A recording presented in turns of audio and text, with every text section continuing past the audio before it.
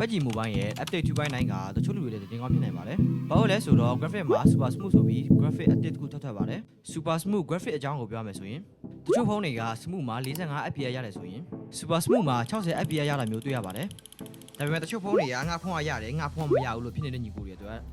fps တိုးဖို့ support ပေးတဲ့ device တွေမှာပဲရမယ်လို့ကျွန်တော်ထင်ပါတယ်။အဲ့တော့ brother တို့ဖုန်းက fps တိုးဖို့ support ပေးတယ်ဆိုရင် brother တို့ဖုန်းက fps တိုးမှာပါ။ထိုနည်းတူအားနည်းချက်အနေနဲ့လည်း super smooth ကိုပြောင်းလိုက်ပြီဆိုရင် graphic ကို short ချခံရမှာပါအဲ့တော့ပြောချင်တာကရုပ်ထွက်ကတော့တိတ်မကောင်းတော့ဘူးပေါ့ဗျာအခုပြောနေတာတွေက update 2.9 beta version မှာပါတဲ့အကြောင်းတွေပြပြနေဖြစ်ပါတယ် beta version ဖြစ်တဲ့အတွက်အားလုံးကိုအတည်ယူလို့မရပါဘူး official ထွက်လာမှသိရမှာပါ update 2.9 update 2.9 ဆိုကျွန်တော်Telegram ကောက်ထည့်လာပြီးတောင်းနေကြပါတယ်အဲ့တော့ brother တို့လိုချင်တဲ့ update 2.9 beta version ကိုကျွန်တော်တင်ပြပါမယ်